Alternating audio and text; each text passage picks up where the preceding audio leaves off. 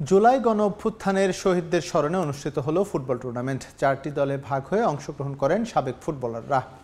বাংলাদেশ জাতীয় দলের সাবেক অধিনায়ক ও সাফজয়ী গোলরক্ষক আমিনুল হকের উদ্যোগে ধানমন্ডি স্পোর্টস ক্লাব মাঠে গড়ায় এই টুর্নামেন্ট, যেখানে সাবেক ফুটবলারদের অংশগ্রহণে মিলন মেলায় পরিণত হয়। আমিনুল হক, আলফাজ আহমেদ, তাবিথ আওয়াল ও রুম্মান বিন ওয়ালি সাব্বিরের নেতৃত্বে অংশ নেয় 4 দল, যেখানে 2টি ম্যাচ খেলার পর ফাইনালে মুখোমুখি হয় আমিনুল হকের লাল দল ও তাবিথ আওয়ালের নীল দল।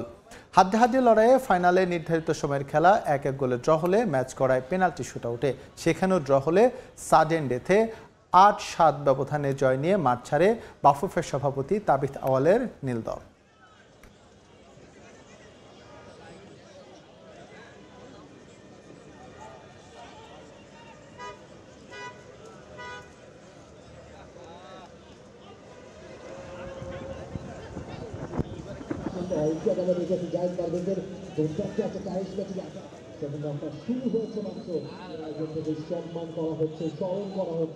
বাংলাদেশকে নতুনভাবে প্রতিষ্ঠিত করার জন্য ক্রীড়াঙ্গন হক অন্যতম একটি মাধ্যম। সে মাধ্যমকে কাজে লাগিয়ে আমরা ভবিষ্যতে একটি সুষ্ঠু পরিবেশের, একটি গণতান্ত্রিক পরিবেশে আমরা একটি ক্রীড়াঙ্গনকে নতুনভাবে সাজাতে চাই। জুলাই আগস্ট অভ্যুত্থানের বাংলাদেশের একটা মানে ঐতিহাসিক একটা অংশ হয়ে দাঁড়াচ্ছে।